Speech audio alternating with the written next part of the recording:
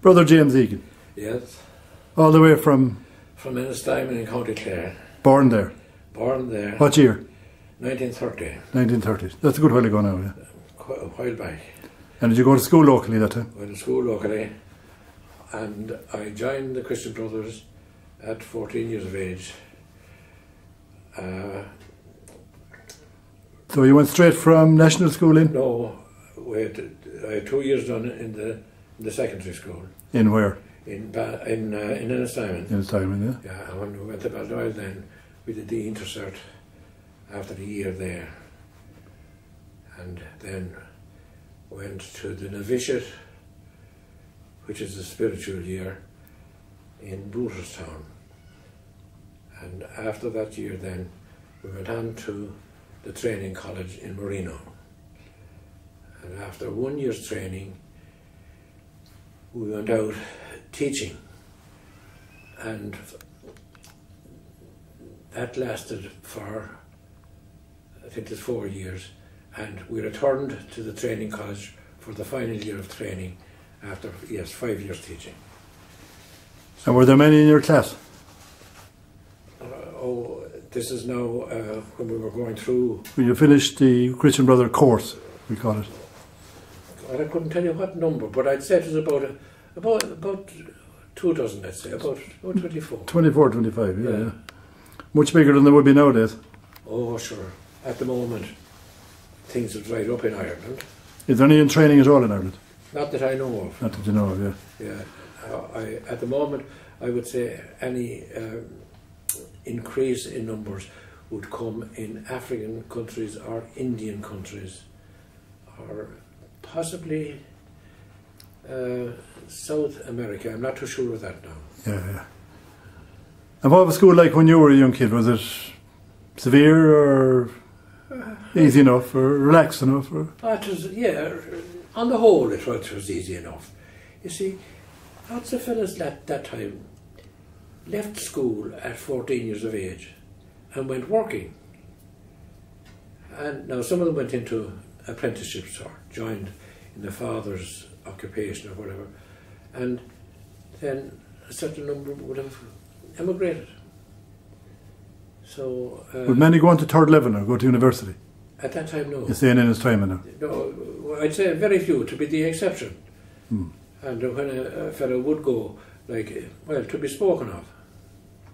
And when you came out of school, these guys when they were, say, 14, 15, yeah. How were their literacy? Was it good? Oh, when they'd be finished. They'd be finished, yeah? Adequate, was it? Adequate, right. Adequate.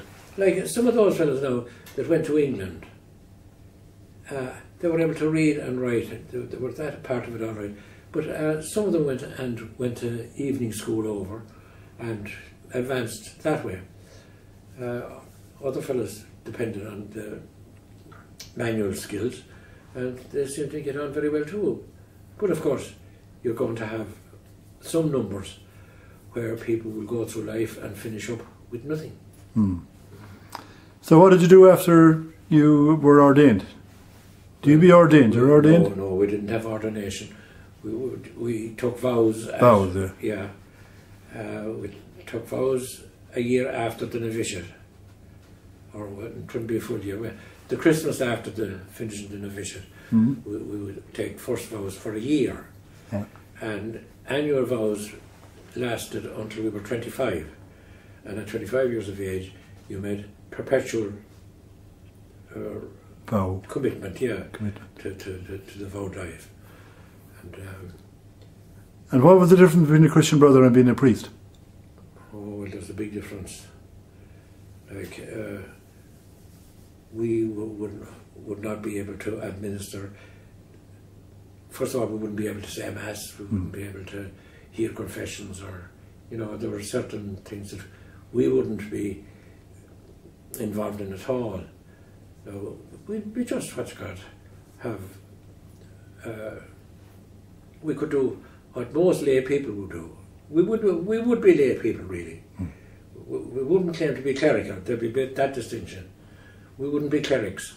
Had you a special purpose? Well, for us, yes. Like, the idea was to educate young people. See, Edmund Rice founded our group. He was a businessman, and he put his, he was married, had a daughter who was handicapped, and his wife died in an accident, apparently, in a riding accident where I don't know how long she lived at the time of the accident, but that was the cause of her death. Whether she was thrown from a horse or a horse reared up and knocked her down or whatever it was, but he was then left on his own, and he began to look around to see. He was very successful as a businessman and had quite a big business in supplying certain things to Newfoundland. There was a come and go there between Waterford and Newfoundland, and he became a rich man really. And then looking around and seeing the way young fellas were being treated at the time, he was wondering what he would do, and he intended joining the Augustinian order on the continent. And we're told that he made this known to some lady in Waterford. So Edmund Rice was doing trade with Newfoundland, yeah. Right, and oh yes, when the wife died then, he got interested in looking after young fellas around Waterford who needed a bit of education.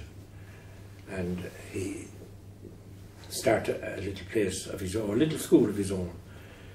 And by degrees then, he got other people to join him. And some of them stayed with him, and others came and went. But about 1820 or so, I don't know whether he himself or he was advised to get recognition for the group as a religious group, and he applied to Rome for that recognition, and he did that through the bishop in Waterford, who was very helpful to him. And eventually the congregation grew. They worked outside of Waterford. They went to Carrick and Shure, Dungarvan, up as far as Thurles, and eventually they came to my own hometown in 1824. I would say they were the first, apart from Dublin. He had gone to Dublin, but the Coming to Ennistimon was the first outreach he had from any other place, apart from the foundation and the Dublin effort. So the remit was to teach kids, really. Well, exactly. And that was practice a religious life. Or, oh, that was it. Yeah. No marriage. Oh, no marriage. Well, No at least they took 3 vows: poverty, chastity. Well, I said 3. I think it was 5 in actual fact.